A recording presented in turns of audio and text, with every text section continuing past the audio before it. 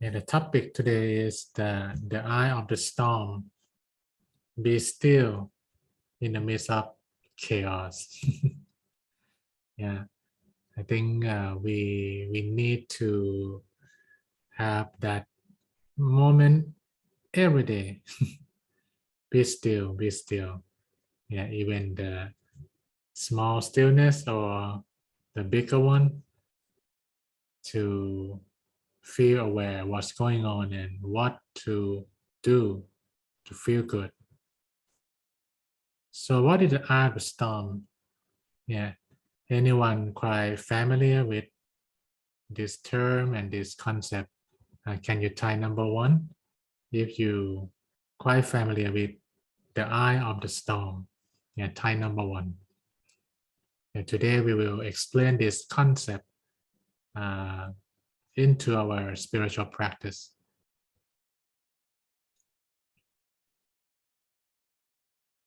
Yeah, I think our world right now still in the storm, the pandemic storm,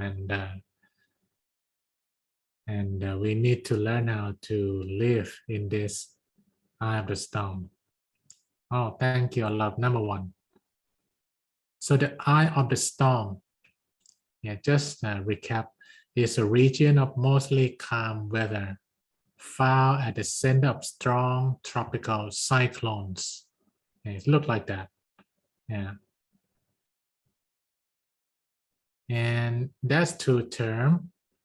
Yeah, the eye of the storm and then the eye wall. Yeah, there is, however, very little wind and rain, especially near the center. Oh, thank Vera for that. We just had a big storm pass through much of the US this past 2 days.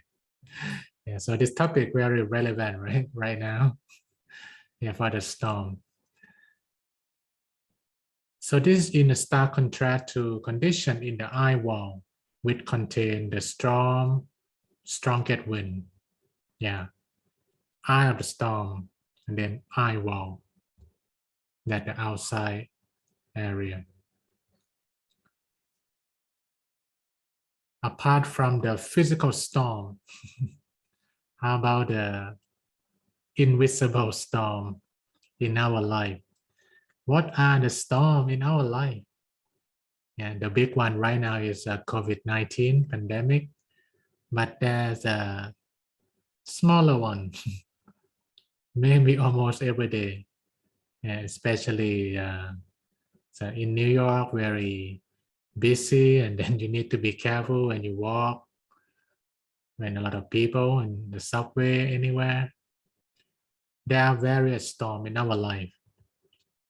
It might be conflict with your working colleagues over unsettled idea in the company. Yeah. And like a storm from a very common conversation. Yeah. Plus emotion, plus some story in the past. Yeah. The conversation can heat up to be a conflict if we're not careful. Yeah.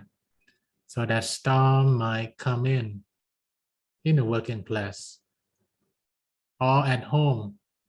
Quarrel with your children, trying to convince them not to play social media too much. I think that little storm happened around the world. I think like 2 weeks ago, about 2 weeks ago, yeah, I watched one documentary about the social media. It's called The Social Dilemma. And they show that the rate of committing suicide and also depression rate rise up when the time that social network hit the world. And the data is just like a very side by side.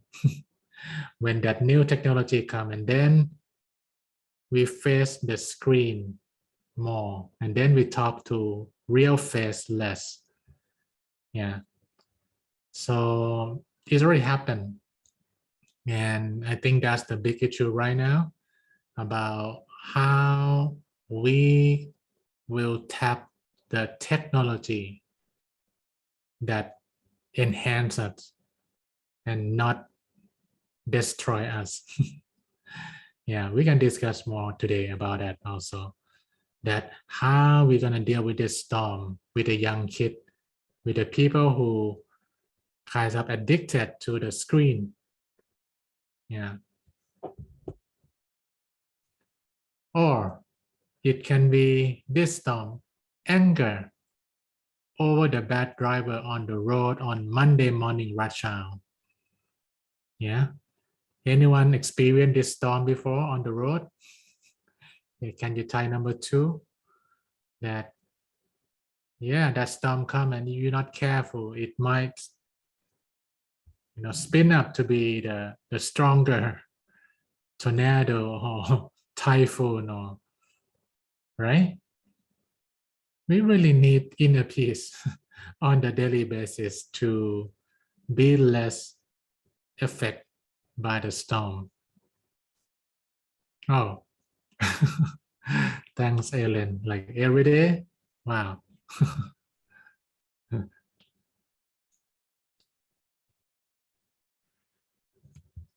So, how can we overcome this storm in our life, even big or small?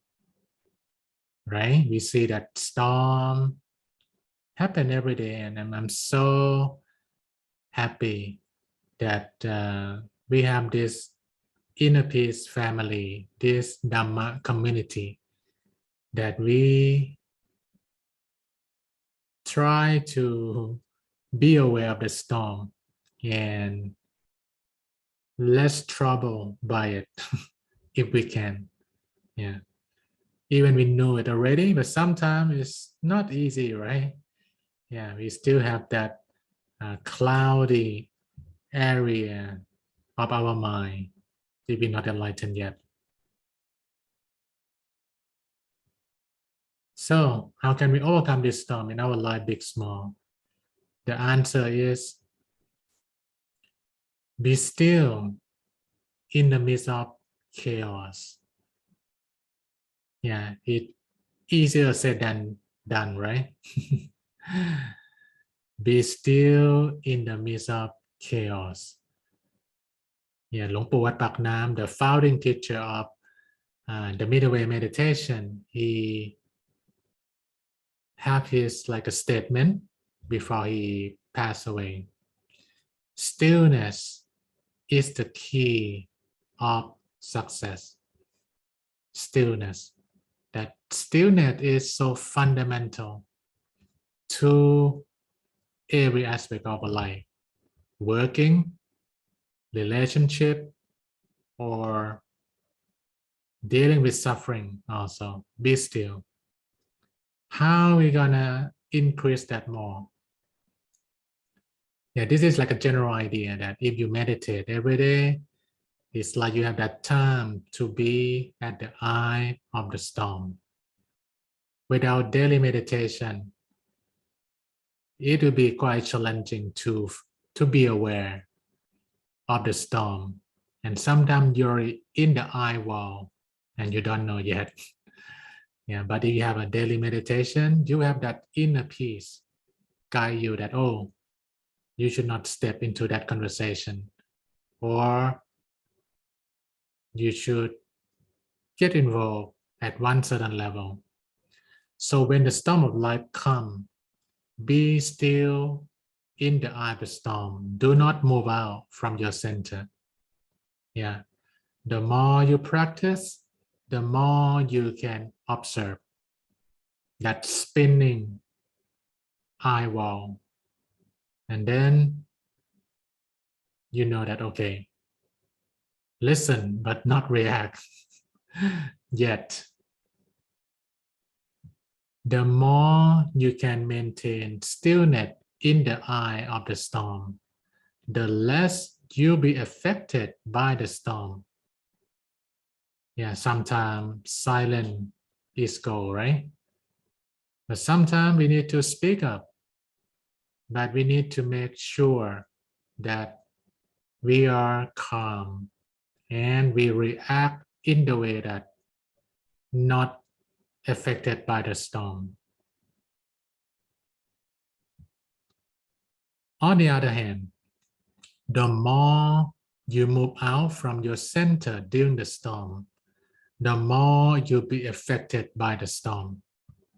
Yeah, I'm sure that after you practice and you observe in your work, in your family also that, oh, today I'm quite centered and I'm not much in trouble. Today, maybe a lot of stress or I'm not very centered and I got unnecessary trouble, which, oh, I should not get involved in that fighting or that confusion. My question is there any principle that we can use to train ourselves to be more still before the next storm? Yeah, the storm will come again, but prepare well. Equip yourself with the skill, with the capability to be in the eye of the storm, not at the eye wall. I really love this quote from Dr. Stephen Covey, yeah, the famous author of 7 Habits of Highly Effective People. He said, there is a space between the stimuli and response. There is a space that you are stimulated. There's some space before you respond. And this is what he found. And this is from the book. One of the most profound and truly life-changing experience of my life. One conceptually fundamental to my work on the 7 Habits took place while I was on a sabbatical in Hawaii.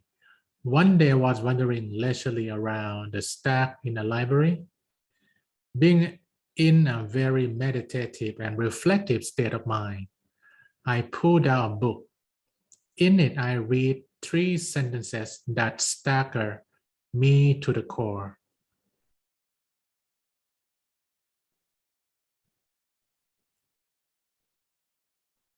Oh, thank you. Sanjay, I think that's exactly what I'm showing right now. Between stimulus and response, there is a space. In that space lie our freedom and power to choose our response.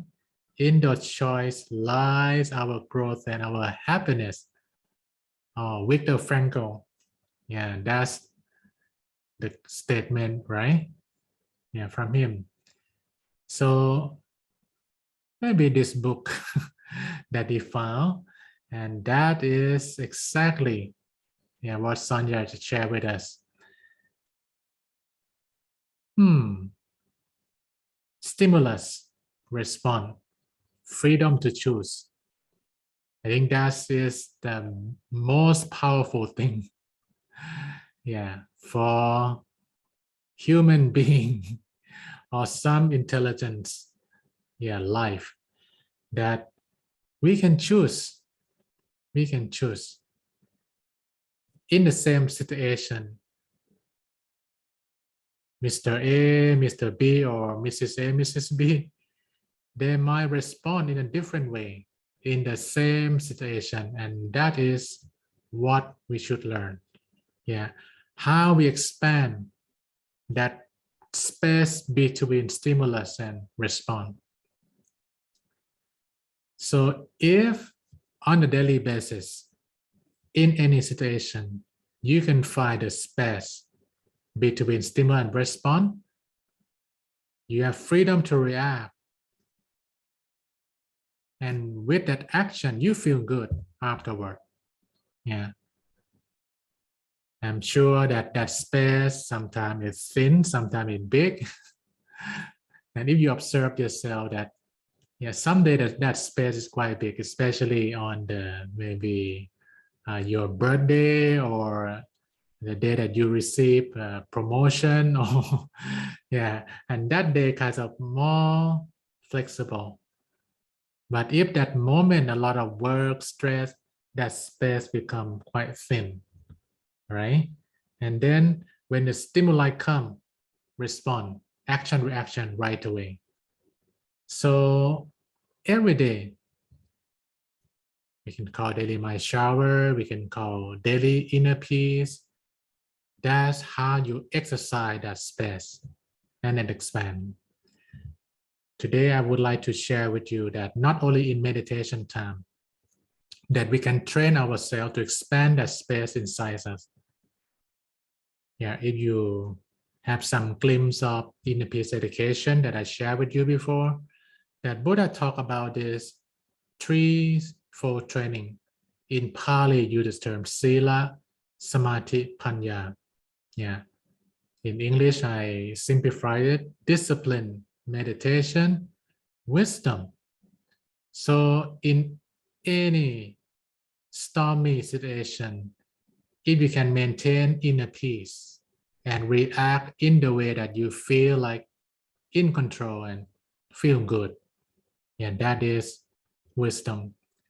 So today we'll talk about that green part, discipline, that every day we can do little thing to expand that space between stimulus and response. And when you get into meditation, it enhances that space even more. And it's kind of related. Buddha mentioned without good meditation, without good discipline, good meditation is difficult. And without good meditation, wisdom is like a decrease. So good discipline lead to good meditation lead to good wisdom. Yeah, if you remember anyone, I think we went to upstate for the retreat, our inner peace volunteer retreat. And we share like a station, right? About cleanliness, orderliness, politeness, punctualities, and concentration. Yeah, we call this universal goodness 5. Yeah, it's the Sila in the simplified form. That my master, he said, this universal goodness is anyone can use it. It go beyond religion. Yeah, it's like a fundamental value. With a little more cleanliness, orderliness, politeness, punctuality, and concentration in everything we do, we touch that space and expand it a little bit more. Yeah, in all this activity, if you observe, you need to slow down a bit to make it right, to make it really resonate with your inner peace. And where we can touch on this 5 universal goodness. Yeah. In your bedroom, you can check those 5 things. In your bathroom, right? In your dining room, in your dressing room, and then your working room. It might be in just one big room or different corner. We can say like a different station. So this is really where we travel in different 5 stations. We wake up, right, bedroom, and then we take a shower, we eat, we dress, we go to work. And on the way back, we come back from the office, we change our clothes, we eat, before we sleep, we take a bath, and we go to bed. So this is 5 stations that you can expand that space on a daily basis. You don't need to wait until you sit down and meditate to expand it. It might be too late for any storm that might come before your meditation time.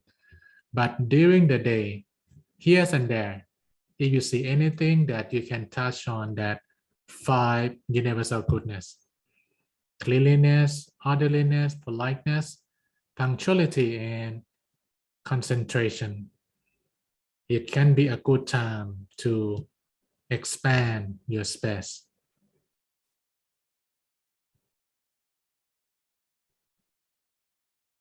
So let's practice universal goodness every day to train yourself to be more still in the middle of chaos. Stay calm in the space, in the eye of the storm, right? With that 5 things every day, little by little, you will gain more stillness, calmness, more and more. I would like to summarize this universal goodness according to the inner peace education. To fully benefit from this universal goodness 5,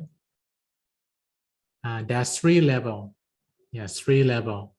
And the first level we call unhappy UG5, unhappy UG5. The second level, happy UG5. And then the last one, purify UG5. Yeah, it's not in the slides. I remember this from the book. What is that? To really benefit from this, we need to do it from our good heart, not because of social norm or because it's the legal require or any force from the outside, but must be from inside. For example, cleanliness. If you are at home and maybe some of your family member make it dirty and you look at it and then you feel upset, but you feel like you need to clean it. So you can clean and then complaining on and then thinking why this thing happened. Not in a happy way. Yeah, we call this unhappy UG5. You clean, but you're not happy. It's better than not cleaning anyway, okay? Cleaning is better. But maybe we benefit outside, but inside, not too much. So the space might expand a little bit, but not full level. But the second level, happy UG5. Happy UG5 means in that same situation, it's turned dirty. And then you feel peaceful and you have wisdom and compassion that, they are not well trained yet. And I'm lucky that I'm trained. I meditate and I'm not neglecting about cleanliness. Yeah.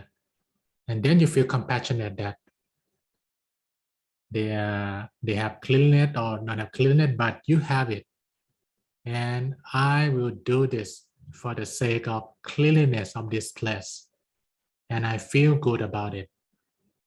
For that person who make it dirty, if you can help, good.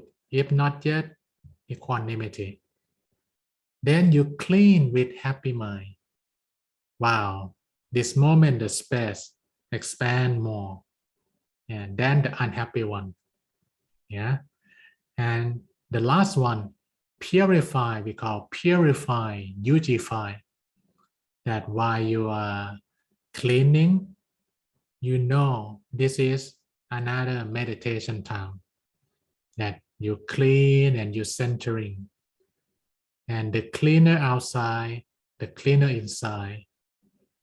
And surprisingly, you might feel thankful to those person that, okay, thank you for giving me a chance that I can develop my mind, something like that. And you feel good. That is purify UG5. Yeah, can you follow well? Unhappy one, happy one, and purify universal goodness. And that is applicable to everything, orderliness, politeness also, punctuality and concentration. If you can follow well, can you tie number 3?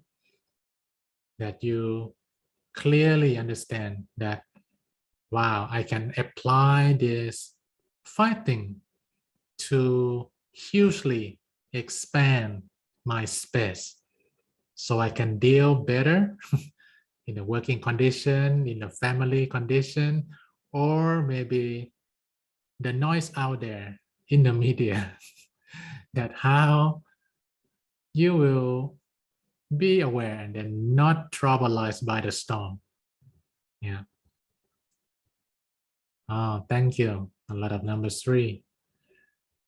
So I give this to you. Be still, practice universal goodness, gain more inner peace, and be at the eye of the storm most of the time that you can do.